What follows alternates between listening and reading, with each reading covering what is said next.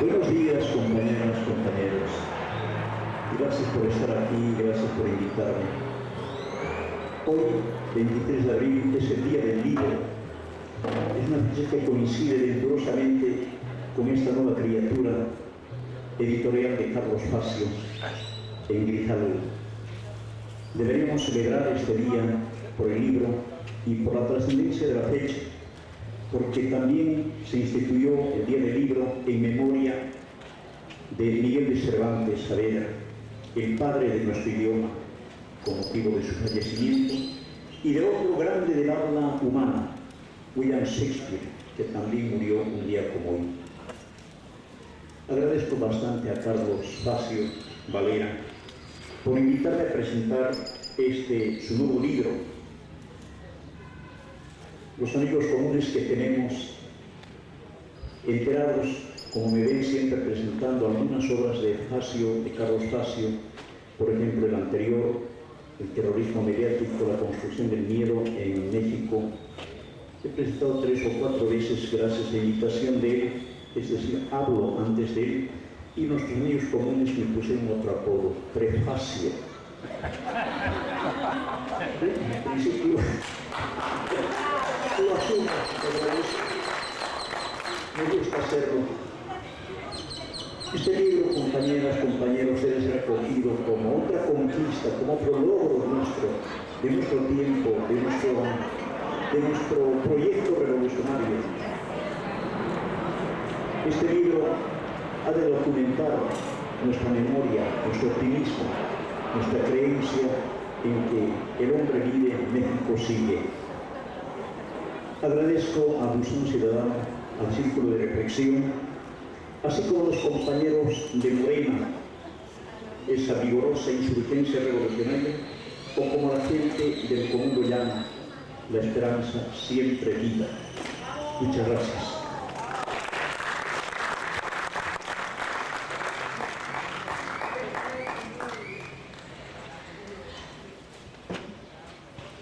Cuando las dictaduras militares tenían a los pueblos del Cono Sur en posición de manos arriba y contra la pared, proclamando el legítimo derecho del Estado para defenderse mediante el estado de sitio, el toque de queda y todo lo que implicaba el estado de excepción, también llamado de emergencia, los patriotas acorralados en Chile, en Bolivia, en Argentina, en Uruguay, en Brasil, en Paraguay, por ejércitos y policías, nos dábamos ánimo, apoyados en el humor y en la certidumbre de que la esperanza esté siempre de pie para sostener a la resistencia.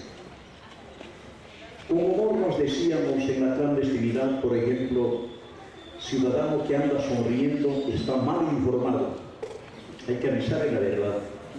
O también aquello otro, las cosas están mal, pero todavía estamos a tiempo para que se pongan peor.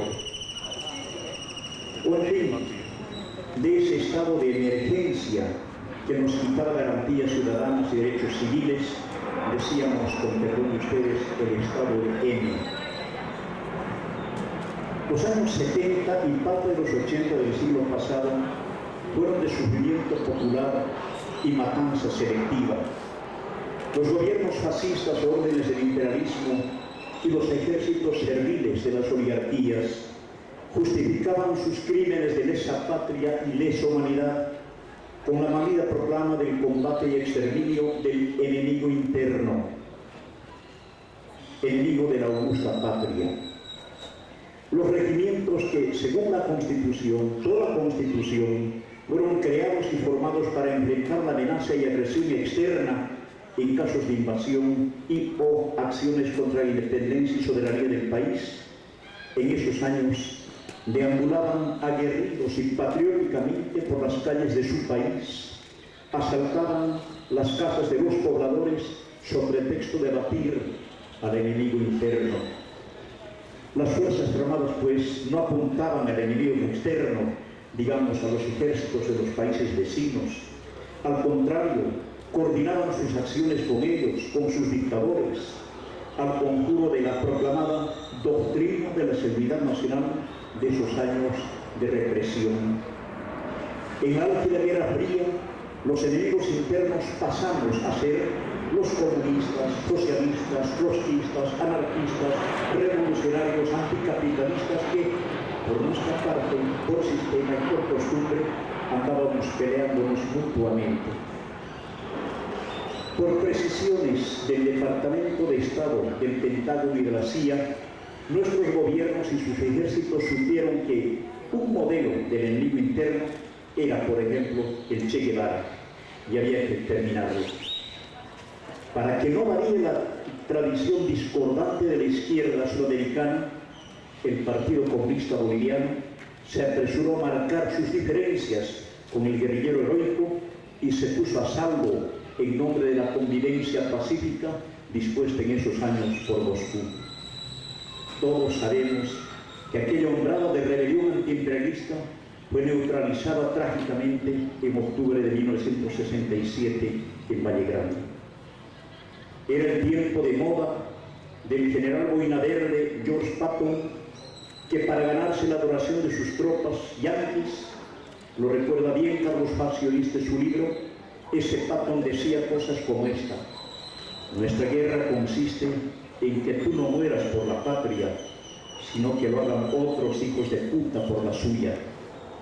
O les infundía temor al afirmar que Dios se apiade de nuestros enemigos, porque yo los voy a exterminar. Los cárteles colombianos de la droga que en esos años operaban en Bolivia abiertamente, con el aval de la DEA, no eran vistos como enemigo interno ni externo. Para la CIA y el gobierno local, los desgraciados a exterminar seguían siendo los de izquierda, traspasados al sobrenombre de terroristas y extremistas. Contra nosotros se aplicó el Plan Cóndor. En el caso boliviano, las dictaduras militares iniciaron en el año 1964 y no pararon hasta 1982, año en que el imperio les ordenó replegarse a sus cuarteles para dar paso a la democracia electoral que llegó campante del brazo del neoliberalismo, otro flagelo. La democracia representativa comenzó a convocar con entusiasmo deportivo a elecciones generales, sucesos pseudodemocráticos que a su vez parían presidentes constitucionales para alentar las privatizaciones de empresas históricas del país y los recursos naturales. Mandatarios tuvimos y mandos mediáticos que echaban incienso y loas a la inversión extranjera, dando cálida bienvenida a empresas transnacionales ventajistas y depredadoras. Aquel ejército boliviano que ganaba todas las masacres y perdía todas las guerras con Brasil, con Chile, con Paraguay, se implicó en el narcotráfico de las dictaduras y también en los negocios de la cocaína de los gobiernos democráticos neoliberalizados. El tráfico de la cocaína dio sustento financiero y hálito político a los opresores nacionalistas, fascistas y socialdemócratas hasta el año 2005, año en que en Bolivia Evo tomó el gobierno y, como dice Fidel, o le hacen decir a Fidel una canción, llegó el comandante y mandó a parar. Aquello se detuvo. Desde mayo del año 2006, los bolivianos recuperamos todos nuestros recursos naturales, todos. Echamos a las transnacionales saqueadoras, nos asociamos con las que aceptaban y acataban el respeto a nuestra soberanía y querían jugar nuestras reglas de juego. Expulsamos a la DEA, la CIA y al embajador gringo. De eso pasan, compañeros, de eso pasan 8 años y créanme, vamos bien. Vean nuestros niveles del Producto Interno Bruto año con año desde el 2008. Los más altos del Cono Sur, no bajamos de 5.2, 5.3. Todo este tiempo de logros revolucionarios, cruzamos, avanzamos, sin dejar de pensar un solo día ni un solo momento en lo que podrían hacernos, que tal vez nos harán, como le hacen a Venezuela, a Brasil. Quise contar un poco de aquel pasado para renombrar la explicación que del enemigo interno nos da Carlos Facio en las primeras páginas de este su valiente y bien documentado libro. ¿Cómo es que aquí sacaron al ejército a las calles para dar una guerra a un enemigo interno, el narco, que no se deja ver y que tampoco ofrece combate, solo dinero? En este libro se aborda la teoría lapidaria de un reputado penalista alemán, Günther Jacobs, sobre el que él llamó el enemigo interno, un sujeto que debe identificar el Estado, alguien señalado solamente por el Estado y nada más que el Estado. Al ser marcado como enemigo interno, ese individuo será puesto fuera de la ley, se le negará calidad de ser humano y se le rebajará al nivel de monstruo, de bestia, dice Carlos, presa del exterminio sin explicación ni perdones. La animalización del otro, ese enemigo, como titula Facio en la página 40 de este volumen. En esa categoría subhumana fueron puestos, por ejemplo, todos los árabes después de la destrucción de las Torres Gemelas al inicio del nuevo siglo. Los árabes, enemigos públicos, los musulmanes que se proclamaban tales por la sola elevación que les daba su conciencia civil y su fe religiosa. Pasaron a ser enemigos de la humanidad y sus países, Irak y Afganistán, fueron arrasados militarmente por las fuerzas del imperio, sin distingo de clases, edades ni géneros. Fueron destruidos, dizque, por poseer además armas de destrucción masiva. Aunque después y en otro tiempo y circunstancias se dio aquella extremosa calificación de enemigos internos, peligros de la humanidad contra la humanidad a ciertos capos de narco y de las mafias, jamás se les persiguió con la hazaña que motiva el enemigo interno, que por querer en otro Dios que no sea el Dios verdadero, ni tener la preeminencia social o racial diferente a lo que el sistema tolera.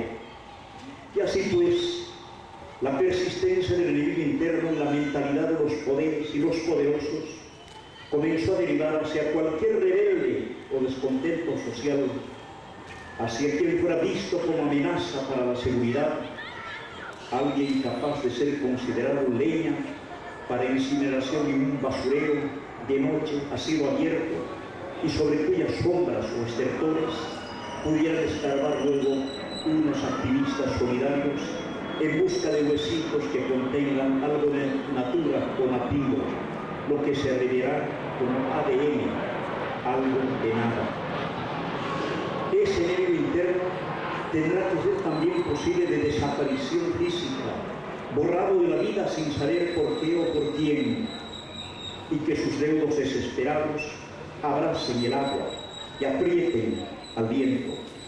El tiempo hará su trabajo de sapo con las herramientas del presunto olvido y el evidente cansancio. Este libro describe las formas de un tiempo traumático, digamos de los últimos 10 años, lapso de estremecimientos en el espacio de la desolación social o del miedo natural que toda persona tiene ante un atraco violento, callejero o a domicilio, ante el temor de ser secuestrado y saber que su libertad tiene un precio de pago inmediato, ante el miedo rabioso de sostener una llamada telefónica con alguien anónimo que hace cabalgar su cobardía en el potro del rescate financiero y o la inminencia de la ejecución física. Aquí, en este valioso libro, se exhiben algunas de las modalidades del crimen organizado, los actos y decires de los capos poderosos y de sus contrapartes todopoderosas. Trata de asuntos que conocemos por sus nombres, señas y sitios. El autor marca 12 guerras de Calderón con su uniforme sabido de medidas y coherencia política y remarca otros 20 casos abiertos o empantanados en la actual administración. En 600 páginas de estremecimiento, repito, y severas precisiones, se informa aquí entre 100 casos, el de unos niños Almanza, de jóvenes del TEC de Monterrey, mujeres de Ciudad Juárez, la familia, caballeros templarios, cárteles de la A a la Z, autodefensas, mireles, un fatídico enlistado de Guerreros Unidos, Banda Viagra, Los Rojos, Jalisco Nueva Generación, y unas heridas necias y tercas para cerrarse de una vez Apatzingán, Tanguate, Tlahuaya, Ayotzinapa, Iguala.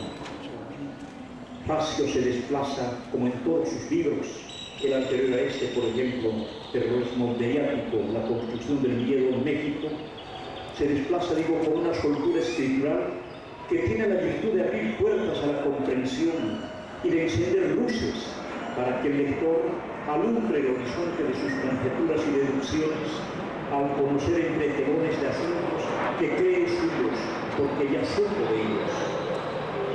Con un lenguaje sin odio, sin la especulación salvacionista del que va a expiar, sin la exacerbación al alzamiento, nuestro querido compañero Carlos expone los hechos con documentación responsable, describe el proceder de los criminales tal y como son, que se le reconozca por sus hechos, explaya sucesos de criaturas endiabladas en la pasión por el dinero, el mercado, la competencia, la vanidad, el capitalismo salvaje.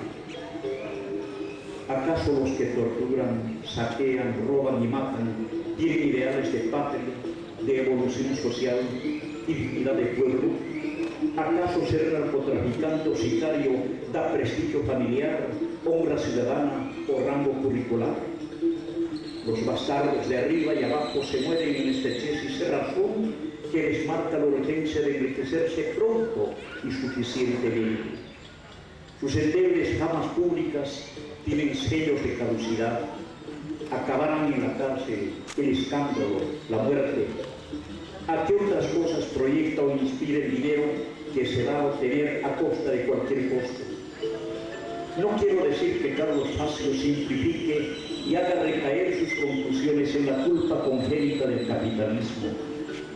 Este compañero reconstruye hechos que publicó la prensa, que evitan las víctimas y los testigos, que sustenta la sucesión de acontecimientos y demuestra cómo los individuos y los colectivos criminales se manejan en la órbita de la acumulación del dinero que da el poder que genera la soberbia, de la soberbia que auspicia la impunidad, de la impunidad que compra lealtades, de la complicidad que impulsa el torbellino de la traición y el exterminio. El libro Estado de Emergencia no es una convocatoria a la venganza ni a la ira. No pide que reaccionemos al modo peliculesco de los gringos que disparan lo loco, y menos incita a consagrar la ley del rifle en nombre de la seguridad, la sociedad, los ahorros y la vida. Una persona informada es alguien capaz de hacerse corresponsable de su tiempo y de su gente en la medida de la verdad. Para esa persona no da la bolivianés de decir que el ciudadano que anda sonriendo no está bien informado. Carlos Facio propone, desde las primeras líneas de este su gran libro, encontrar en el capitalismo las causas de la desventura de las sociedades y los países. La realidad nos oculta, está ahí, dice. Somos nosotros los que la negamos o queremos ignorarla. En plena sociedad del espectáculo, lejos del sensacionalismo de los medios de difusión masiva, bajo control privado, añaden, los grandes grupos de la economía criminal son el lado oscuro, subterráneo de la globalización. Y dice también, vivimos en una era del capitalismo criminal, en democracias criminales o mafiosas, porque el mundo del crimen organizado y de las mafias es el mundo del dinero, de los intereses económicos, del poder y del secreto. Las mafias se han instalado en el corazón de nuestros sistemas políticos y económicos. No son un fenómeno aislado de la sociedad, algo así como una conspiración de bandidos contra el Estado limpio, el Estado bueno, añade. Son más bien una especie de empresa de carácter ilegal y a la vez informal, y por eso se da ínfulas de ser legal, un sistema de dominio que tiene el pie implantado en los sectores cruciales de la sociedad y el Estado, es decir, en el mundo financiero y de los negocios, en los aparatos de seguridad, el ámbito judicial y el mundo político. Compañeras, compañeros, es el capitalismo el origen de los traumas y desgracias que nos devalúan como personas y como república.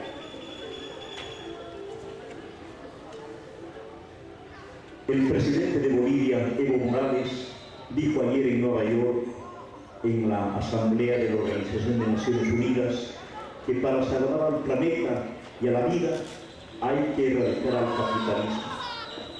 Ante 165 presidentes del mundo, Morales dijo que el capitalismo es el enemigo principal de la vida, porque da origen al consumismo, al individualismo, mercantilismo, a las guerras y el armamentismo, al lucro y el lujo. Ayer, 22 de abril, fue el Día Mundial de la Madre Tierra, la Pachamama que decimos los bolivianos, y en la ONU se firmó el Acuerdo de París, la COP21, sobre el cambio climático, suscrito en Francia hace 3 meses por los pueblos. Aunque se sabe que de nueva cuenta ese supremo acuerdo planetario no ha de ser cumplido por los países contaminadores, agentes activos del calentamiento global, negadores de la vida que ahora, en estos días, tienen en el plutócrata Donald Trump un paradigma de la idiotez capitalista. Aprovecho este rato, querido Carlos Facio, para transmitir las palabras de Evo Morales ayer en Nueva York y que han sido reproducidas en todos los diarios de Bolivia y del Cono Sur. En la actualidad, dijo Evo, somos testigos de las grandes catástrofes del planeta. Con solo haberse incrementado la temperatura en menos de 1 grado centígrado, dijo, hoy vivimos el impacto de sequías, tifones, huracanes, inundaciones y terremotos, entre otros eventos extremos. Si no cumplimos los acuerdos, estos compromisos de París, dijo, en los próximos 20 o 30 años, la temperatura subirá entre 5 y 6 grados centígrados y seremos cómplices y víctimas de la destrucción del planeta y de la vida. Al finalizar su intervención, mi presidente, el indio de Bolivia, pidió respetar la vida natural de la hoja de coca, medicina y complemento dietético de millones de bolivianos. Tan digna y necesaria la hoja de coca, digo yo, como la marihuana, que durante siglos ha sido la curandera clandestina de miles de mexicanos y para la que ahora, 400 años después, se pide la legalización de su existencia. Evo terminó su intervención ayer en la ONU con el apotegma de Pachamama o nada, madre tierra o muerte. Los asistentes le respondieron, venceremos, venceremos. ¿Cómo vamos a vencer, compañeros? Vamos a ganar, compañeras y compañeros, del círculo de análisis y participación colectiva, de Son Ciudadano y Morena Cultura.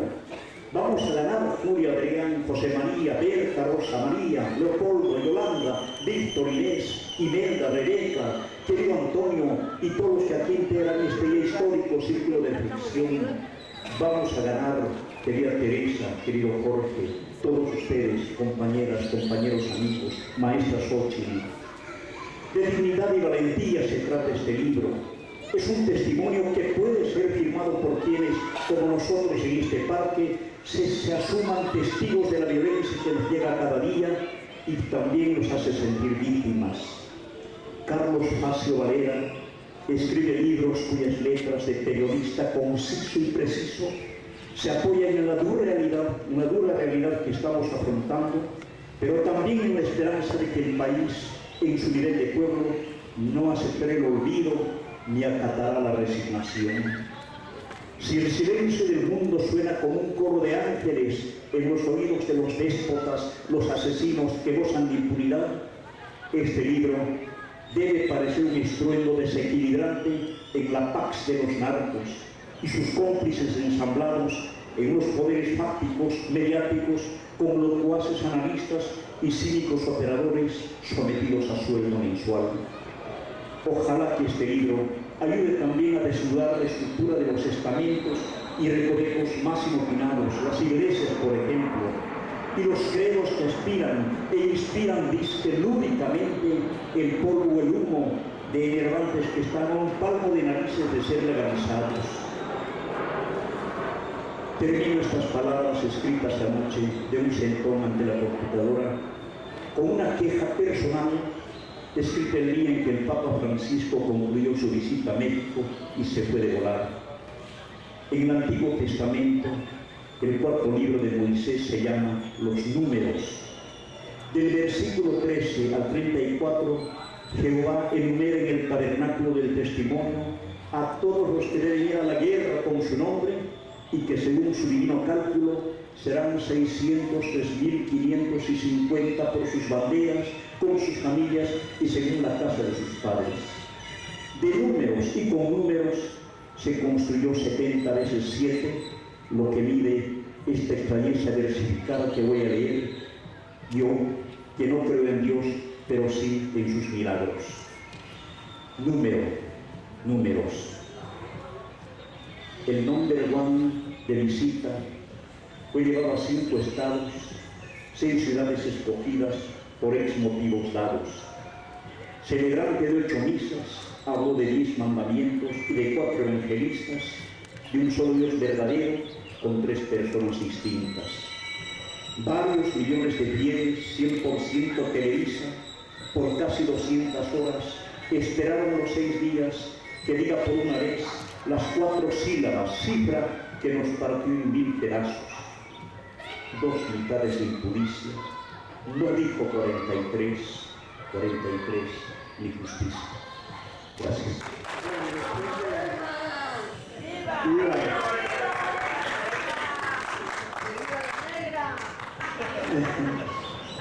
Bueno, yo voy a empezar por el final, ¿no? Cuando vamos a veces a dar conferencias, al final me dicen, bueno, sí está bien el diagnóstico, pero ¿y qué hacemos, no?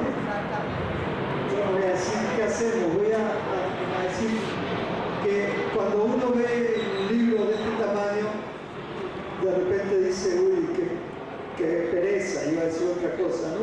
Qué hueva, pues.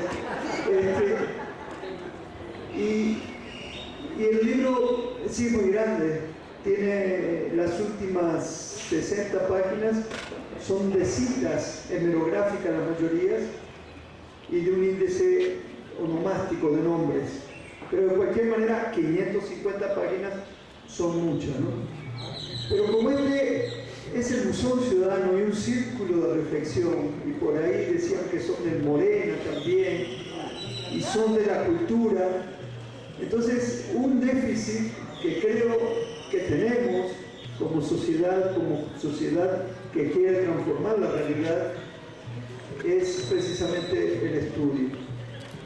El libro tiene varios capítulos que son como 30 casos que ustedes muchos los conocieron, pero que desaparecen luego de estar una semana, a veces 2 meses, o como el caso de Yosinapa, casi 2 años, en esto que se llama la opinión pública.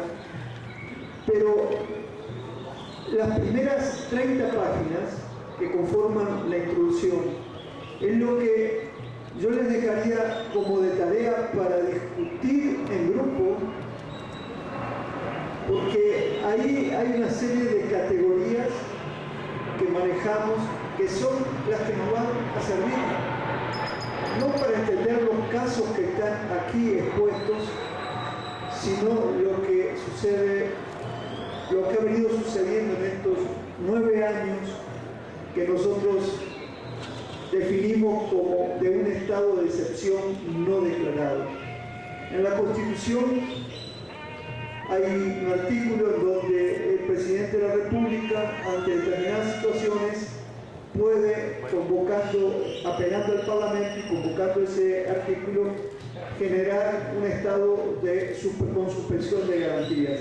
Pero lo que nosotros planteamos acá y tratamos de documentar en base a fuentes, en base a la propia palabra de los presidentes, tanto Felipe Calderón como Peña Nieto, en base a las normas jurídicas del Estado mexicano, en base a distintos actores, es que al sacar al ejército a las calles a fines, en diciembre de 2006, comienzo de 2007, se generó un estado de excepción de facto, ¿no?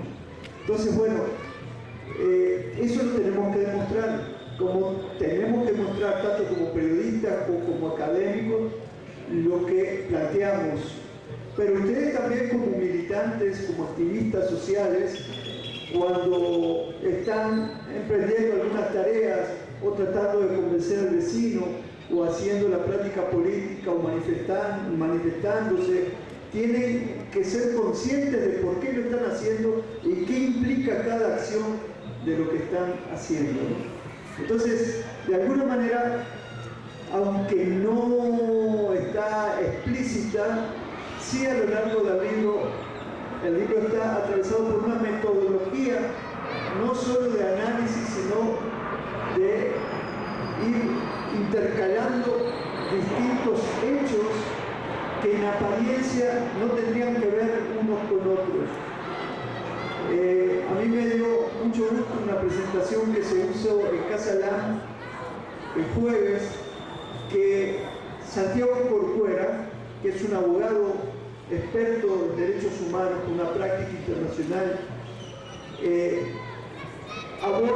comenta a la audiencia que él aborda el libro a partir de una duda científica inicial y al final del libro termina convencido de cosas de las que él, como especialista, no estaba convencido, pero no porque lo diga yo, sino porque los datos que yo manejo, que la mayoría son públicos, lo convencieron a él, que es un especialista, que en definitiva hay lo que planteamos en un comienzo, una violencia de Estado que es continua del régimen de Felipe Calderón al régimen actual de Enrique Peña Nieto.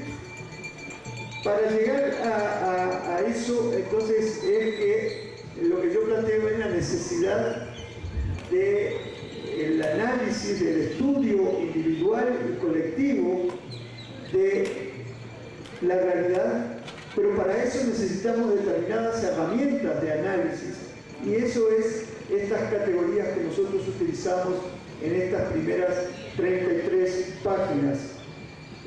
Nosotros decimos, sí, que toda esta violencia de Estado, estos 9 años últimos, tienen que ver con la fase actual del capitalismo, no solo en México, sino en el mundo. Y lo definimos, como decía Cocomando, como un capitalismo criminal, un capitalismo militarizado, no solo en México. Estamos viendo que estuvo en Afganistán, en Irak, en Irán, en Libia, en Siria, en Ucrania, en Colombia y también en México. Es un capitalismo, el de nuestros días, que es criminal y está militarizado, y esto lo combinamos con que desde los años 70, la mayoría se acordará porque ya había nacido, comienza, digamos, a aterrizar en América Latina una serie de dictaduras militares, y con eso aterrizan las políticas neoliberales, y nosotros ponemos fines de los años 60, comienzo de los años 70, como una nueva fase de acumulación de capital que remite al libro de Carlos Marx, El Capital, al tomo 24, que él nos dice que esto que habla de la acumulación primitiva u originaria, que estaba basada, decía él, en la violencia, en el robo, en el fraude. Y entonces ahora, comienzo este siglo XXI, hay un geógrafo marxista, David Harvey, que habla de que atravesamos por una fase de acumulación por desposesión o despojo. Desposesión o despojo de gente normal, gente como nosotros, no solo en México, sino en todo el mundo. Pero esto se da junto con un proceso de financiarización y de reprimarización de la economía. Entonces, muchas veces no se entiende qué es la refinanciarización. Acuérdense que antes nuestros países estaban gobernados por oligarquía, ¿verdad? Y ellos acumulaban los terratenientes, los banqueros, los industriales, tenían todo el poder, pero luego apareció una cosa que se comenzó a llamar el capital financiero. Bueno, hoy quienes estaban detrás de ese capital financiero han refinanciarizado todo, pero a su vez estamos volviendo a una fase de reprimarización de la economía, que quiere decir que estamos volviendo, por ejemplo, a las explotaciones mineras como se hacían en el siglo XVI, en el siglo XVII, pero junto con esa fase de economía extractivista, se le llama hoy, hay hombres que trabajan y que son súper explotados en ese trabajo en las minas y en otras actividades. Entonces, esto va acompañado a su vez con una mercantilización de la economía, de todo, pero tiene que ver con que ya los propios territorios son mercantilizados. Es decir, el territorio mexicano está siendo entregado al gran capital transnacional. Y junto con el territorio y la tierra como mercancía, también están siendo entregados los recursos geoestratégicos, para el caso de México, los hidrocarburos, el gas, el petróleo, el agua, que también es necesaria para la explotación minera, es decir, pero la biodiversidad, el uranio, es decir, todo lo que significa obtener ganancia, el gran capital se lo está apropiando por la vía del despojo, y vamos a ver de la violencia vinculada a ese despojo. Y esto a su vez desplaza a campesinos, desplaza a propietarios de la tierra y son desplazados de manera violenta, pero a su vez estos campesinos o población en general también son utilizados como mercancías por el gran capital, y en algunos casos, luego de ser superexplotados, son considerados desechables, superfluos, ¿no? E incluso, como dice un filósofo italiano, Agamben, son considerados matables. Junto con esto que vamos planteando en estas primeras 33 páginas, hablamos también de que se puso en práctica un modelo de dominación que remite a la normalización del horror. Acuérdense, cuando llegó Calderón, apareció una violencia distinta a la que utilizaban los narcotraficantes en México. Aparecieron gente descuartizada, con los cuerpos sesionados, colgados de los puentes, en la Marquesa 23 cuerpos acribillados con el tiro en la nuca y maniatados. Esto no tiraron una granada en Morelia, esto no lo hacían los narcos. Es una nueva metodología de horror que, por ejemplo, lo hemos visto en las películas, que Estados Unidos sí la aplicaba en sus guerras por todo el mundo.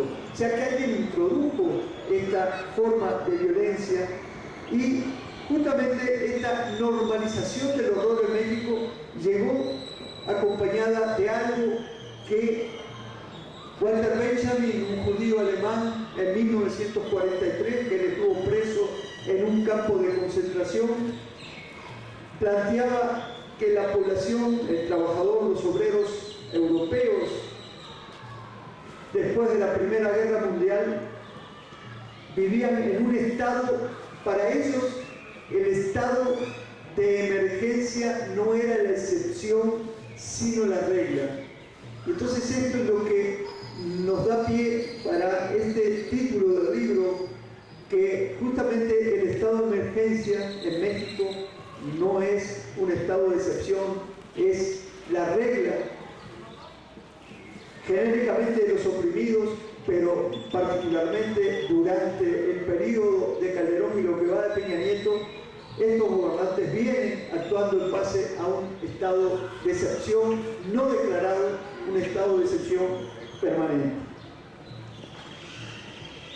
Recurro a otro filósofo camerunés, a quien Mbembe, que él hace unos años, pocos años, 5 o 6, hizo un librito chiquito que le puso necropolítica, y él define la necropolítica como la administración y el trabajo de muerte. Él habla de que mediante la administración y el trabajo de muerte, lo que él denomina más adelante máquinas de guerra, que son los ejércitos, las policías, los organismos de seguridad, los institutos armados de un país, pero él dice también que son los grupos criminales que muchas veces operan de manera conjunta. Estas máquinas de guerra, entonces, plantea él que están en función de la destrucción material de cuerpos, de poblaciones humanas que son consideradas, decía, desechables sus cuerpos, y que él nos habla a su vez de que hay una noción ficcionalizada, fantasmática del enemigo, ¿no? Es decir, a través de los medios se nos construyen enemigos, y enemigos que no son muchas veces reales, sino que son potenciados para poder encubrir justamente el objetivo real de esta violencia de Estado. Entonces, hay otra noción que quiero compartir, que es que México vive una ocupación integral, encubierta, de parte de Estados Unidos, como parte de una guerra de espectro completo.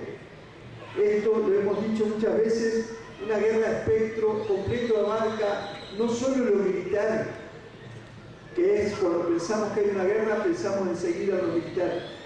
Además, y junto con lo militar, incluye lo económico financiero, incluye lo mediático, es decir, incluye el papel fundamental de los medios bajo control monopólico privado, los grandes multimedias, que son una herramienta de esta guerra, y a su vez incluye la cultura.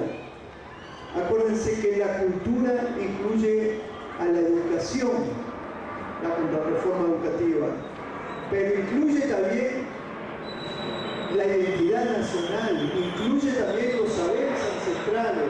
Todo esto forma parte de la cultura de la mexicana, del mexicano, y esta guerra de espectro completo, también monitoreada, dirigida por Estados Unidos, está dirigida a erosionar la cultura nacional.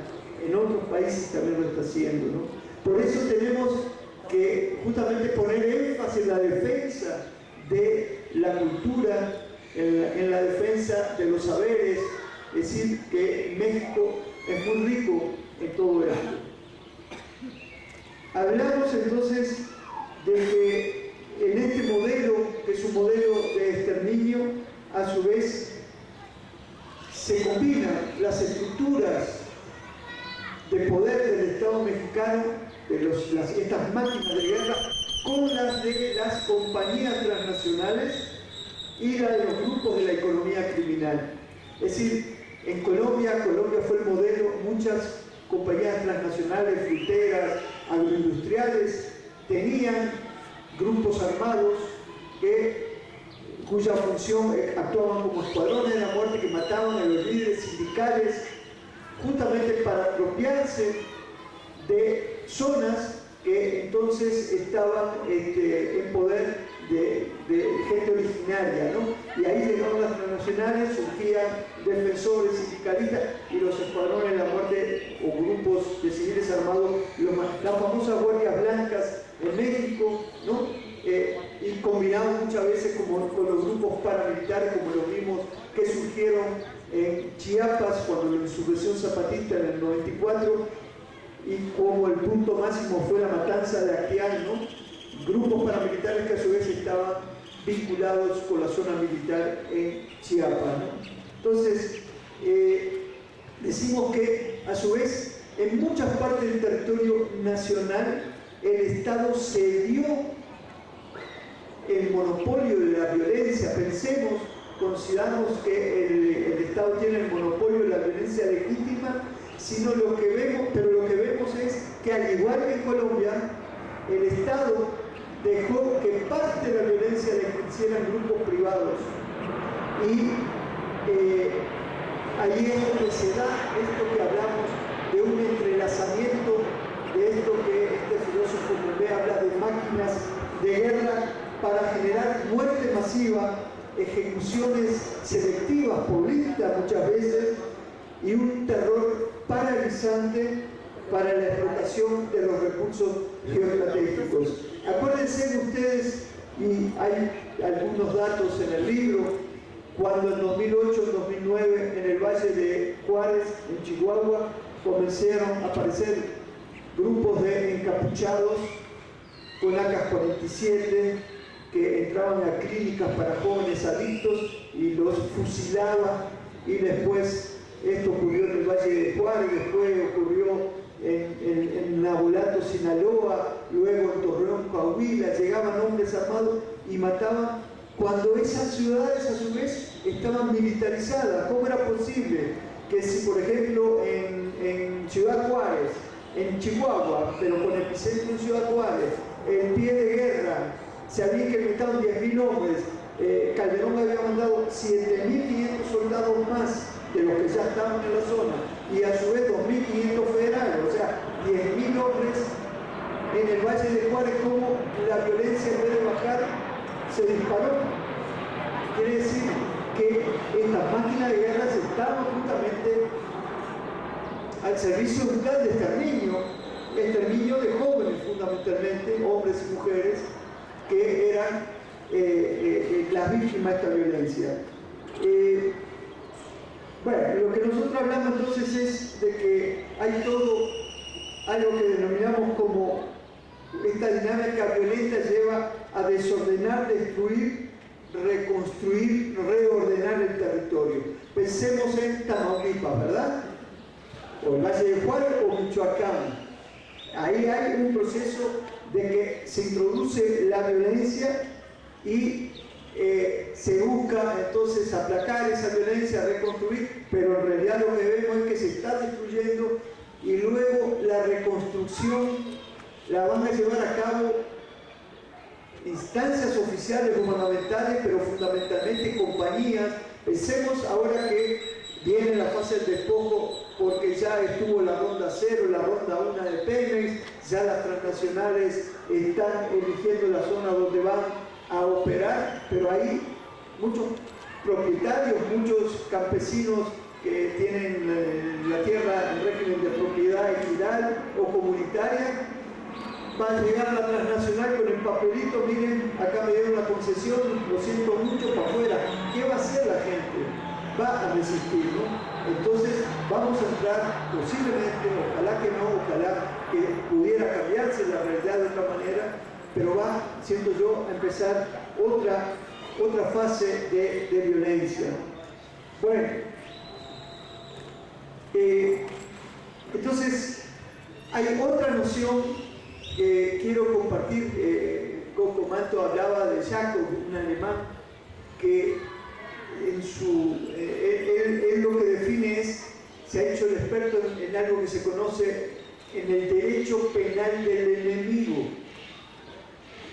Y en la base del derecho penal del enemigo, que cobra auge en los años 90, pero que se pone de moda hace 5 o 6 años, sobre todo en Colombia y México, en la base de esto estuvo el origen del nazismo en Alemania, en los años 30, 40 del siglo pasado. Entonces acá, según Gunther Jacob, él maneja que lleva a una animalización del otro. El otro, el enemigo, es una no persona y lo lleva a una cuasi animalización. Y nosotros ponemos casos como ante una comunidad como ustedes, los que están aquí reunidos de mexicanos y mexicanas en Los Ángeles, California, fue Felipe Calderón, y con su lenguaje ese tan florido que tenía, le dijo: vean, señoras y señores, lo que había en México cuando esto fue como en 2011, lo que había en México cuando yo llegué era como una plaga que se metía por las coladeras, por las puertas, por las ventanas. Y esa plaga, amigos y amigas, que eran los grupos criminales, había que exterminarlos. El mismo que habló de la guerra a las drogas, habló de exterminar al enemigo, de exterminar criminales. Él, que es un abogado, algunos dicen que hasta constitucionalista, debería saber, aparte como presidente de la República, que en todo caso, si hay criminales, lo que procede es detenerlos, llevarlos ante la justicia y que un juez decida si son o no criminales. Por eso es que vamos documentando cómo hubo y sigue habiendo una política de exterminio. El enemigo entonces es un peligro al que se puede someter por medio de la coacción no regulada por el derecho. El enemigo es un ser limítrofe, una vida desnuda que se encuentra fuera de la ley y a quien se puede torturar. Acuérdense del video con esta chica que está siendo torturada con la bolsa de plástico, y eliminar o exterminar como una plaga, como decía Calderón, sin que eso constituya un homicidio. Acuérdense de Montiel, el ex gobernador del Estado de México, que en su campaña dijo que las ratas no tenían derechos humanos, ¿no? El padrino de Peña Nieto, ¿no? David Gracia, ¿no? O tío, bueno, padrino sudó la excepción. Entonces, bueno, es a partir de estas categorías que hemos marcado, incluida esta del derecho penal del enemigo, que yo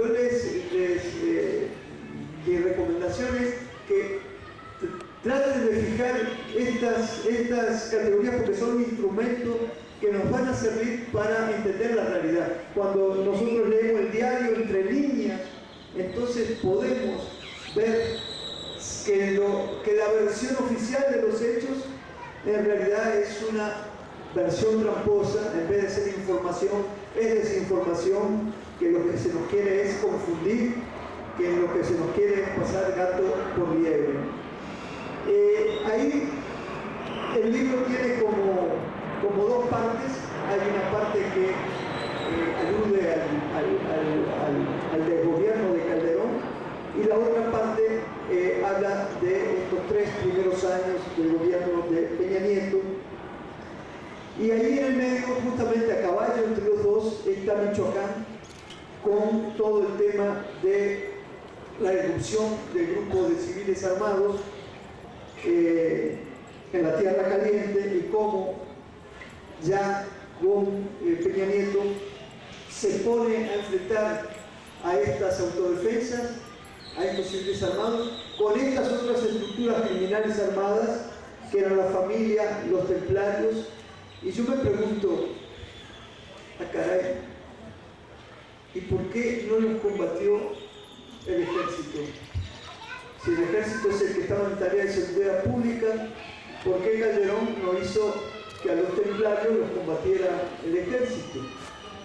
¿No? ¿Por qué no los combatió la Marina, que es la mamá de Tarzán, ¿no? Porque las tareas difíciles Estados Unidos se las da a la Marina, no al ejército, porque al ejército no les tiene confianza, dice que tienen aversión a la guerra, ¿no? A combatir a este enemigo criminal, ¿no? Entonces, lo que planteamos ahí es que el papel que tenía que cumplir el ejército lo hicieron los autodefensas de Mirel, de papá Pitufo, de este señor Mora, ¿no? Gente toda honesta, pero lo que ellos mismos dicen, y lo documento en el libro, es que en el origen origen de esas autodefensas estuvo el comandante de la 43 Zona Militar con asiento en Apatzingán. Está dicho por ellos. O sea que los organizó el ejército. ¿Por qué no fue a pelear el ejército a los criminales y pone gente civil que no sabe de la guerra, que no tiene instrucción a combatir, ¿no? Por eso decimos que hay una manipulación a su vez que hay. Y bueno, y los medios amplificando esto, ¿no? Y entreteniéndonos con toda la mortandad que había en el medio durante 2 años con el tema de las autodefensas de Michoacán. Lo cual no quiere decir que mucha de la gente que se armó era víctima de una violencia criminal, estaba cansada, estaba harta, y que por eso cuando alguien les dio pie para que se armaran, lo que yo estoy hablando es otra cosa, más allá del hartazgo, el Estado tiene que cumplir con sus obligaciones, las que mandata la Constitución, y ellos son los responsables de combatir el delito. Hay varios casos, hay uno de los casos primero que yo manejo, que es el llamado pelotón de la muerte de Ojinaga en Chihuahua. Ese pelotón de la muerte era un grupo especial, NACINE, un grupo especial del ejército mexicano en la ciudad de Ojinaga, fronteriza con Estados Unidos, y hay pocos 2 casos que tuvieron visibilidad pública en su momento, de que en 2 meses distintos, allá por 2008, un día en junio, agarraron a un presunto delincuente. Había una palapa, esto parecía una palapa, adentro, al lado del comedor, dentro del cuartel, y amarraron a un preso, presunto delincuente, en una palapa, le pusieron trapos húmedos, las ropas, y le dieron picana eléctrica, y se les murió en la palapa, ¿no? Y entonces un oficial le dijo al chofer, a uno de los choferes de la unidad, que preparara la camioneta y pusiera 2 galones con diésel de 60 litros. Y él dijo, no, pero la camioneta tiene el tanque lleno. No, tú obedece, pone 2 galones, sacaron el cuerpo del muerto, lo pusieron en la camioneta, lo llevaron a 60 kilómetros a una zona donde había una casa destartalada en el medio de la nada, sin puertas, sin techo, pasaron una soga por arriba del dintel, colgaron al muerto y abajo le apilaron palmas, echaron diésel y le prendieron fuego. Y después juntaron las cenizas, las pusieron en la caja de la camioneta y las fueron esparciendo por el camino. Agosto siguiente, 2 meses después, otro caso similar, con el mismo procedimiento. A este lo llevaron a 100 kilómetros y le pusieron palmas y los quemaron. ¿Qué les dice? ¿Les dice algo? Es la verdad histórica de Murillo Karam, solo que en vez de la narrativa, en vez de decir que fue el ejército, dice que fue un grupo criminal. Pero fíjense que en noviembre, octubre, cuando ya había ocurrido Ayotzinapa, un grupo de 5 especialistas, entre los que estaba José Enrique González Ruiz y Pilar Noriega, 2 abogados, estaban en la Comisión de la Verdad sobre la Guerra Sucia en Guerrero. Y hacía 2 meses que había ocurrido lo de Ayotzinapa Iguala, y ellos terminaron su informe después de 2 años de labores, y entre la información que rescataron encuentran que en los años 70 había un grupo guerrero que se llamaba el Grupo Sangre, y el Grupo Sangre eran civiles que dependían de la zona militar 27, que entonces estaba en Acapulco, y para tratar de dar con Lucio Cabañas, estos civiles rastreaban, agarraban campesinos, los torturaban, luego les hacían tomar gasolina y los rociaban de gasolina y les prendían fuego. Años 70, Guerrero. Ojinaga, 2008, Chihuahua. La verdad histórica de Murillo Karam en Iguala, Cocula. Nosotros no decimos, no señalamos culpables, simplemente ponemos información a partir de la cual nos van dando elementos para poder hipotetizar sobre qué realmente pudo haber pasado con estos muchachos de la Normal Isidro Burgos de Ayotzinapa.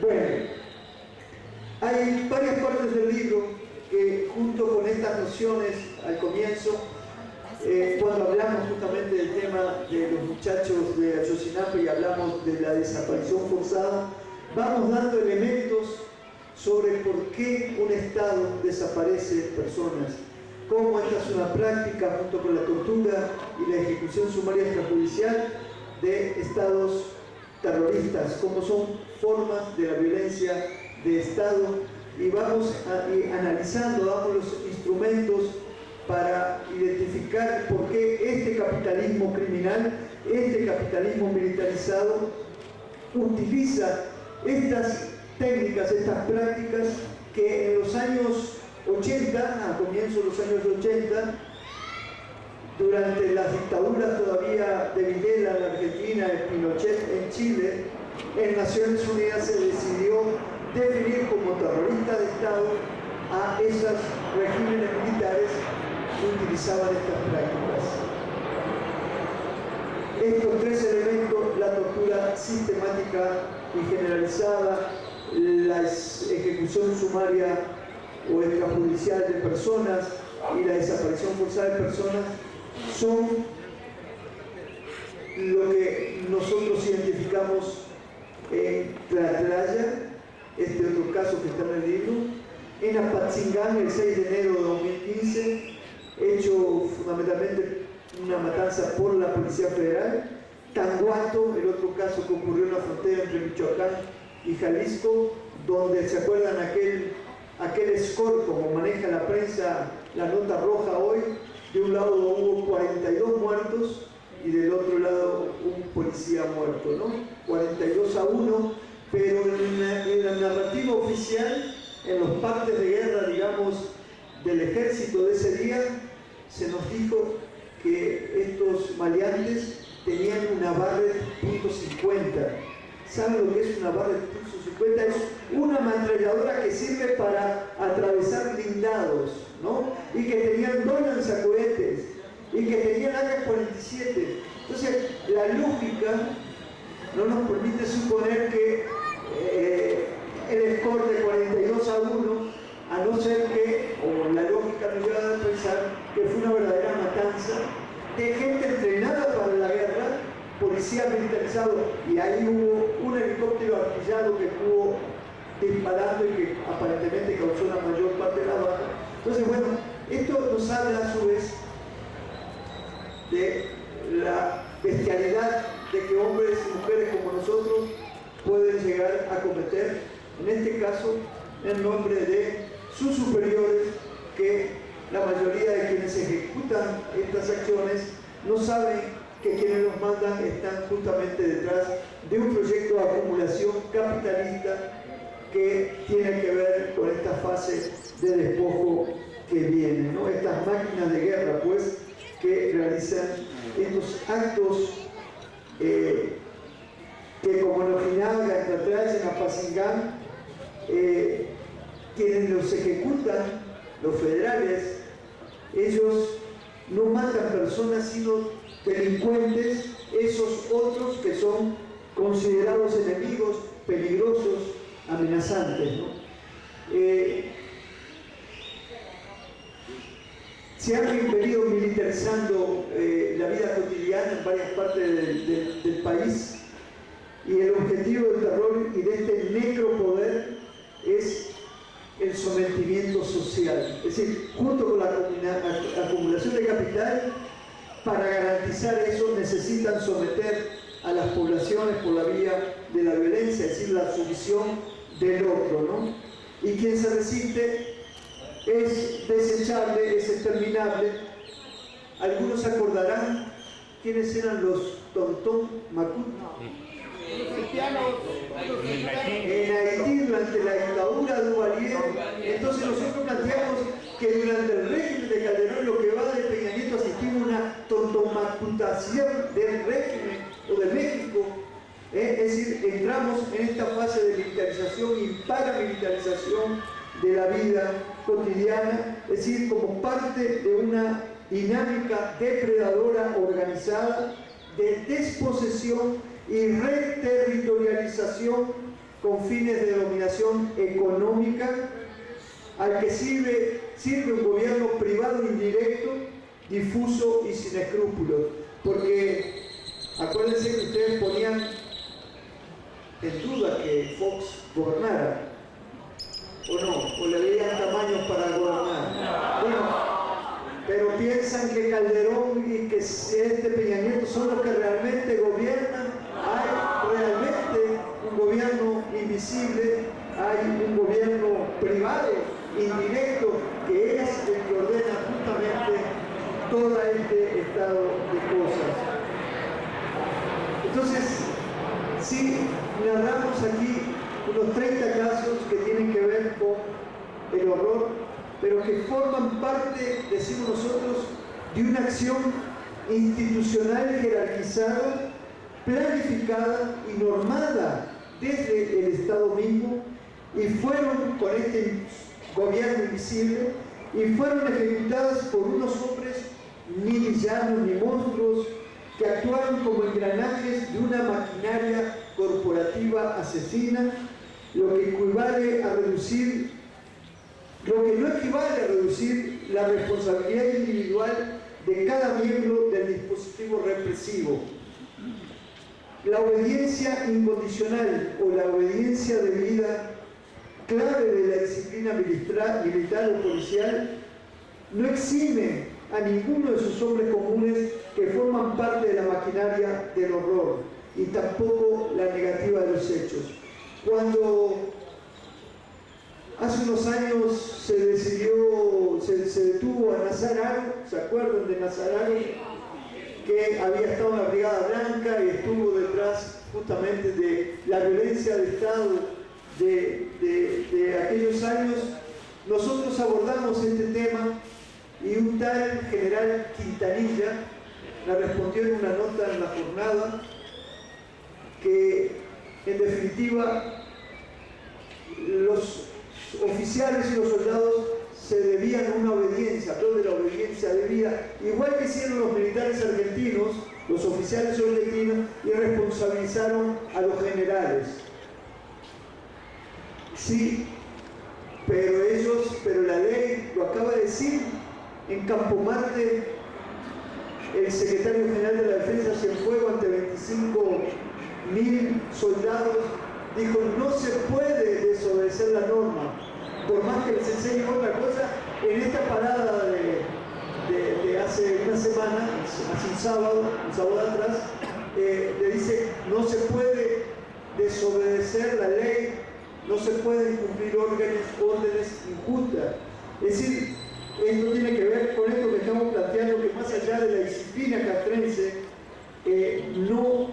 no exime a quienes aplican la tortura, a quienes aparecen personas, a quienes se ejecutan de manera sumaria, como ocurrió en Tlatlaya, a los soldados que aprietan el gatillo o aprietan el torniquete de la mujer que están asfixiando, ¿no? Esto tiene que ver, en definitiva, con que hay una cadena de mando institucional y hay responsabilidades delimitables, y pensemos que, subiendo por la cadena de mando, como hay el caso de Okinaga que yo les comentaba, los oficiales que llevaban a cabo esta práctica, que mataron a estos dos presuntos delincuentes, están diciendo que ellos recibieron órdenes de su general, pero que su general a su vez recibió órdenes del secretario de la Defensa, que era el general Galván, y a su vez recibía órdenes de Calderón. Y en el juicio, estos oficiales, que fueron los que llevaron a la práctica la muerte de estos dos individuos, citaron a declarar a Calderón y a Galván. Calderón nunca fue, Galván sí tuvo que comparecer, ¿no? Esto tiene que ver con la responsabilidad de la cadena de mando, que son los elementos que tendríamos que manejar en el tema de las responsabilidades en este tipo de violencias de Estado. Bueno,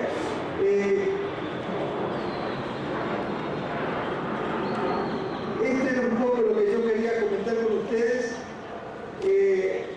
Me acuerdo que cuando escribí el tercer vínculo, que era un libro de 1997 sobre el conflicto en Chiapas, y ahí estaba el título del libro, el tercer vínculo, alude a una frase del que era el jefe del Pentágono en aquel momento, que vino aquí al campo militar número 1, y el jefe del Pentágono hizo un discurso y dijo: entre México y Estados Unidos ya tenemos el vínculo político y el vínculo comercial, ya se había firmado el Tratado de Libre Comercio, pero falta el tercer vínculo, el vínculo era el vínculo militar.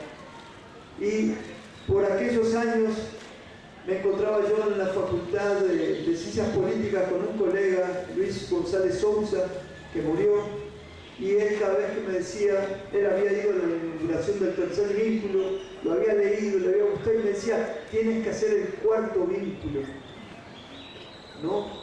El cuarto vínculo era cómo aquellos que nosotros anunciábamos en el tercer vínculo de la teoría del caos a la militarización de México, era el subtítulo. Ya al comenzar este siglo XXI, la militarización no era una teoría, era un hecho, y estamos entrando en una fase de violencia como esto que es lo que viene contenido en este libro. Entonces, bueno, les agradezco por su tiempo, por su atención. Muchas gracias. Bueno, de una primera pregunta que decían cómo se podía juzgar, dónde. Ya sobre el gobierno de Calderón está radicada una denuncia en el Tribunal Penal Internacional. Un abogado, un joven abogado mexicano, llevó un informe, un expediente muy documentado, apoyado en la ley mexicana y apoyado en la ley internacional, para tratar justamente de que este tribunal, que tiene jurisdicción, pueda juzgar a Calderón. Ese tribunal hasta ahora ha juzgado a gente, a altos dirigentes de la ex Yugoslavia y a ex dictadores y mandatarios africanos. Antes que el caso de Calderón estaba radicado el de Álvaro Uribe de Colombia, y ni al caso de Uribe ni al de Calderón todavía se le ha dado, no lo han rechazado, pero tampoco lo han asumido como un caso a juzgar, ¿no? El tema de la violencia es un tema delicado, ¿no? Pensemos que hoy justamente el ejército, el país está militarizado, y a su vez la Policía Federal, las policías estatales, las policías municipales, muchas de ellas tienen cuerpos de élite que ya no son cuerpos de policía, sino que son policías militarizadas. Y aparte tienen, decíamos, estas otras máquinas de guerras de la economía criminal, ¿no? Entonces, cuando nosotros, ante determinadas circunstancias, planteamos todas las formas de lucha, tenemos que evaluar qué pasa en un país concreto para ver si es real, si es posible irnos así por la libre a cualquier forma de lucha, ¿no? Yo acabo de estar en Venezuela hace 2 semanas, y ahí justamente esta guerra de espectro completo de la que hablábamos, esta guerra que es una guerra encubierta, que está llevando a cabo Estados Unidos contra el gobierno de Nicolás Maduro y la población, es decir, las fuerzas bolivarianas, forman por lo menos más de la mitad de la población. En una reunión en corto que tuvo el presidente con un grupo que fuimos de varios países, nos decía que para abril, en abril comenzaba una fase que iba a intentar Estados Unidos derribar al gobierno de Maduro, apoyado por las fuerzas de la oposición local, y hablaba de un plan que puede ser de ahora de abril, y el Comando Sur de Estados Unidos, el Pentágono, se propuso un plan que su punto crucial comienza ahora en abril y piensan que hacia julio, agosto puedan tirar al gobierno de Maduro. Y entonces, ante esas circunstancias, el gobierno de Maduro nos confiaba en privado que él en persona y todo el equipo gobernante y su gabinete estaban dispuestos a pelear hasta el final, incluso ofrendando su propia vida, ¿no? Claro, la diferencia es obvia entre el caso de México y Venezuela hoy. El chavismo, Chávez, como presidente, tuvo una gran ascendencia sobre la oficialidad cuando comenzó a gobernar allá en el 98. Y hay entonces hoy un generalato y parte de los coroneles son chavistas. Es decir, estamos hablando que el alto mando del ejército venezolano está apoyando el proceso popular. Y justamente el Pentágono a lo que le tiene miedo es a los grupos de élites del ejército chavista, y a su vez hablan, dicen, reconocen en un documento que hay milicias populares que están siendo armadas y hay un porcentaje muy grande de la población que está llevando a cabo todo un proceso de comunas populares, es decir, hay toda una organización de tejido social organizado, ¿no? Entonces estamos hablando de cómo en determinadas circunstancias sí se puede ir. Él nos dice, estamos dispuestos a utilizar todas las formas de lucha, dijo Maduro. Y esto nos lo repitió luego en privado también la secretaria de Relaciones Exteriores, una joven muy valiente y con grandes criterios políticos, ¿no?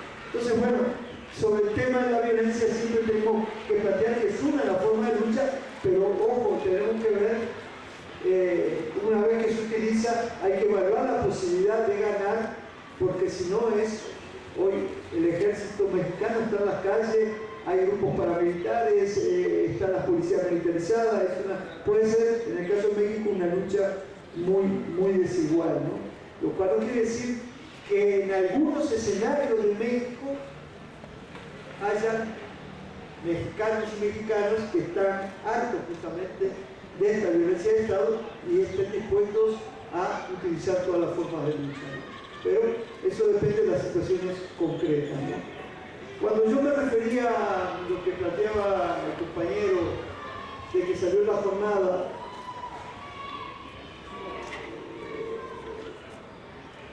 de la guerra de todos contra todos, ¿verdad? Fue la frase que él utilizó. Justamente, no sé si en este libro o en el anterior, acá viene citada así una parte que nosotros no vivimos en una democracia, vivimos en un cascarón de democracia, y justamente esta violencia caótica, que es planificada, no es demencial, es planificada, ha roto todas las bases de una democracia real, y esta violencia lo que hace es destruir a la sociedad. Esta violencia, lo que había, ustedes piensen, hagamos este ejercicio, en 1980, en Ciudad Juárez, los jóvenes, los niños, ¿podrían salir a jugar al parque, a la calle? Sí, ¿verdad? Todavía en los años 90, comienzo del 2000, lo podrían hacer. Podían salir a jugar a la calle en el 2008, en el 2009, en el 2010, hasta los mataban adentro de la guardería, ¿no? O sea, ponían retenes y hay imágenes de soldados tiroteándose con presuntos delincuentes, y en las guarderías las maestras con los niños tirados adentro del piso porque las balas entraban por la ventana. Bueno, a esto es lo que nos referimos, que nos han impuesto desde arriba una guerra de tribus contra tribus, aquello que decía Calderón de mafia contra mafia. De alguna manera el sistema promueve una guerra de todos contra todos. Esto es lo que definíamos hace 15 años como la imposición del neodarwinismo social, la guerra del hombre contra el hombre lobo del hombre, ¿no? Entonces, a eso es lo que nos referimos, de una guerra de todos contra todos, en el marco de una sociedad violenta. No quiere decir que nosotros usamos las armas para... No. Y esto tiene que ver con la pregunta que hacía nuestro presentador. Esta guerra de todos contra todos la aplica el neoliberalismo. Y el neoliberalismo justamente lo que ha apoyado es el individualismo, es la ley del gallinero, ¿no? Bueno, pues no voy a decir cómo es la ley del gallinero, pero que las gallinas arriba sí, que pegan a las de abajo, ¿no? Pero hay un dicho muy mexicano, ¿no? A chingar que vienen chingando, ¿no?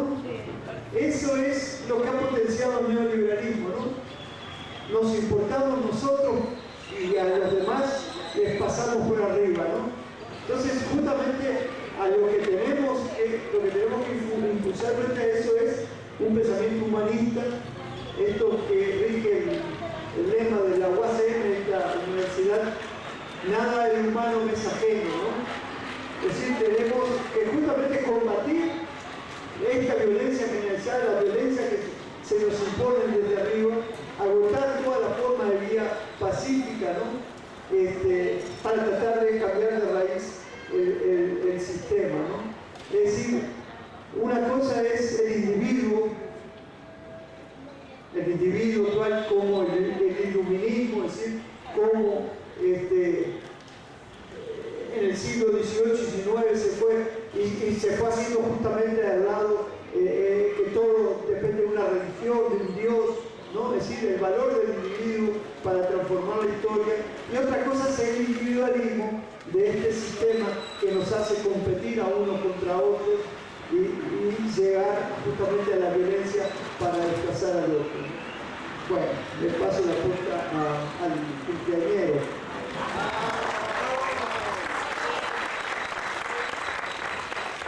Gracias, compañeros, compañeras, compañeros. Y les voy a referir una historia que ustedes tienen que conocer, muchos ya la conocen, y se refiere a Evo Morales, su paso por la historia, su aparición en la vida pública. Tuvo una infancia jodida, muy triste. Se improvisó de agricultor, de llanero, arriba llamas, en la serranía boliviana. Se improvisó de heladero, vendedor de helado, se improvisó de músico en las bandas populares, donde tocaba el tambor, los platillos, finalmente la trompeta. Ha sido de todo Evo Morales desde los 14, 15 años. En 1985-86 se fue a trabajar a los cocales en Bolivia, en las regiones donde se siembra la bendita hoja de coca, que es un complemento dietético que es medicina. Él estaba en Chapare y se apasiona mucho por el fútbol. Su mayor pasión era, su orgullo era ser secretario de deportes de la Federación de Cocaleros de Chapare. Una tarde que regresaban de haber jugado fútbol en un campo en el semitrópico, pasaban por una senda llamada senda Bayer, en la maraña casi boscosa, y escucharon gritos de horror, de lágrima, de llanto, de terror.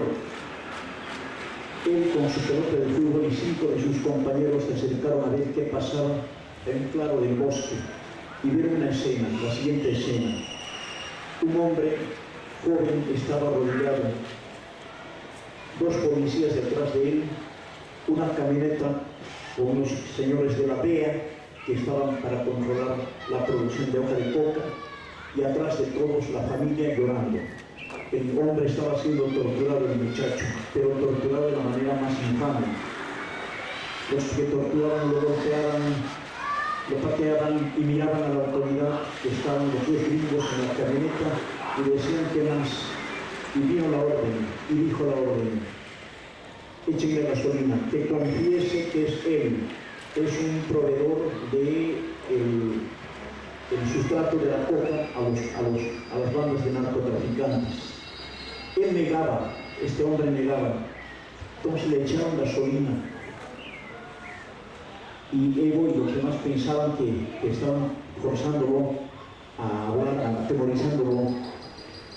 El hombre seguía llorando, y su mujer atrás, y sus niños, y sus papás. Y el señor de la DEA, de la camioneta, dijo: métale fuego. Se resistieron un poco los soldados bolivianos y gritaron: métale fuego, préndale fuego. Y entonces sacaron un cerillo y prendieron fuego. Ese hombre de 23 años murió, comenzó a arder. En el momento en que Evo, con sus compañeros terroristas, trató de acercarse, una ráfaga de metralleta rompió el espacio y los tuvo a raya. Y esos hombres vieron cómo se quemó el delfín, el compañero, y cómo su familia lloraba, y cómo los impasibles, los militares de la DEA, los agentes de la DEA, con lentes y con toda la cosa de juniors, estaban mirando cómo ardía ese hombre, hasta que acabó, que murió. Se fueron los policías, se fue la DEA, pero antes de que se fueran, Evo Morales dejó caer la pelota de fútbol, se fue rodando la pelota de fútbol y dijo: se acabó, señores, se acabó, compañeros. De ahora en adelante cambiamos la vida. Vamos a vivir hasta morir enfrentándonos a estos hijos de puta. Ese momento nació el hombre, nació el luchador social, nació el patriota, nació el solidario, el comprometido. Y la consigna a partir de 85, 86, 88 fue: de la resistencia, tenemos que resistir. Se muere cuando se deja de resistir. Hay que aguantar, hay que resistir, pero más allá. La lógica incitó, y esta es la respuesta que quiero decirles: de la resistencia, compañeros, a la toma del poder. Hay que resistir con un objetivo: tomar el poder, tomar el gobierno. Y Evo y su gente, y la sociedad civil boliviana, y los mineros, y los campesinos, y los fabriles, y los universitarios se involucraron en la toma del poder. Había que derribar al gobierno neoliberal que estaba liquidando, vendiendo todos los recursos naturales desde 1982. Llegó un momento, hacia el 1997, que no éramos dueños de nada. Todo había sido rematado, todo había sido hipotecado, vendido, depredado, dado a las transnacionales. Todo, estábamos en la calle, y ni la calle era nuestra, porque también la calle había sido vendida. Y la resistencia, compañeros, y ustedes conocen la gesta del pueblo cochabambino en la Guerra del Agua, al empezar este siglo, el 2001. Una empresa europea que vino, privatizaron el agua, Banzer privatizó el agua, y comenzó esta empresa a las 2 semanas de instalarse en Cochabamba, alteró la tarifa, duplicó, o mejor dicho, se elevó a 100% la venta del agua. La gente salió a resistir: no vamos a pagar.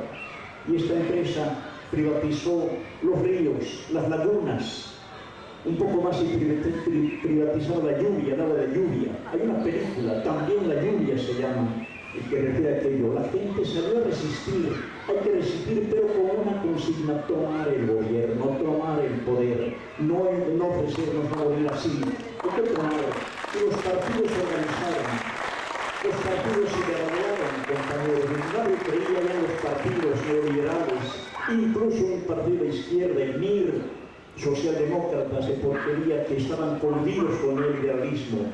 Se reforzó la sociedad civil, las juntas vecinales, los grupos de acción civil, de acción patriótica. La Guerra del Agua fue ganada, se ganó en las calles de Cochabamba. Esa empresa transnacional salió de Bolivia, huyó de Bolivia, no pudo resolverse, y decidimos afrontar la guerra del gas. ¿Por qué el gas está en poder de 12 transnacionales? ¿Por qué no podemos tener el uso del gas, nuestro gas? Y llevar toda la ciudad de La Paz con una refinería legal.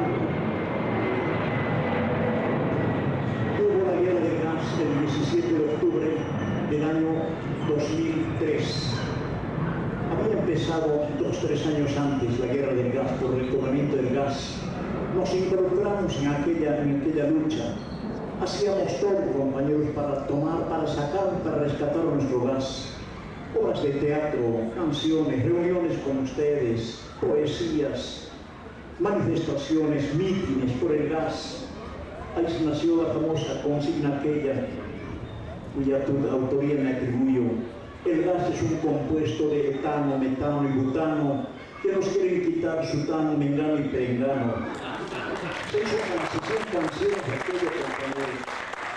La guerra del gas el 17 de octubre, la gente salió de las calles para oponerse al gobierno del último presidente neoliberal en Bolivia, Goni Sánchez de Lozada, el Goni, Gonzalo Sánchez de Lozada. Salió la fuerza militar a reprimir, 67 personas murieron en cuestión de 1 hora y 10 minutos, en las calles, en los techos, en las plazas. Nos bajaron a 67 compañeros, pero la gente reaccionó, todo el mundo se solidarizó. Ahora sí, los indecisos se sumaron, ahora sí tomamos el poder, ahora sí echamos al gobierno. El 18 de octubre de ese año, el presidente de la República estuvo callado, oculto. El 19 de octubre supimos que huyó a Estados Unidos con sus ministros más subsecuentes. Habíamos ganado la guerra del gas, como habíamos ganado la guerra del agua, y llamamos a elecciones y convocamos elecciones. En 2005, Evo estuvo a punto de llegar a la presidencia, le hicieron trampa, se anularon las elecciones.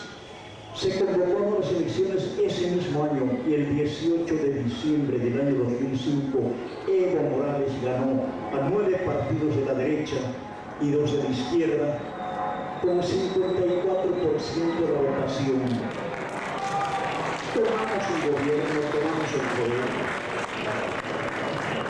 En el mismo tiempo, el señor Calderón, lo digo aquí ahora, ganó la presidencia de México con 0.54. Es la diferencia. Evo Morales ganó con 54% y aquí se ganó con 0.54%. Esta es la diferencia. Entonces, el aplomo de Evo. Habíamos tomado el gobierno, vamos a tomar el poder, se toma el poder con apoyo de la gente, se recuperan todos los recursos naturales y es la patria que tenemos. Le cambiamos el nombre a esa república racista, separatista, despreciadora de sus mayorías nacionales. Hoy nos llamamos Estado Plurinacional de Bolivia, con 36 naciones originarias, con 36 idiomas nativos, con 36 esperanzas, actitudes que hacen 100, que hacen 1000, 1 millón de voluntades. Esto, compañeros, de la resistencia que estamos haciendo, que están haciendo ustedes aquí en Venezuela, en Ecuador, en Brasil, en Argentina, a la toma del gobierno, a la toma del poder. No hay otro recurso. Con la democracia, sin armas, con pensamiento, con razones, con el voto que es, un hombre es un voto, un ciudadano es un voto. No hay pierde. Pero si estamos en esto, sigamos en esto, es bueno lo que estamos haciendo. No nos vamos a enfrentar a los dueños de los fierros, a los dueños de las armas. Por favor, es una locura. Nos van a entrar siempre. Los ejércitos, como dije en mi discurso, en Bolivia, ganaban todas las masacres y perdían todas las guerras. Perdieron la guerra del agua, perdieron la guerra del gas. Y fue la otra ocasión que ganamos. Esta es la consigna de la resistencia a la toma del gobierno. Que sea para bien.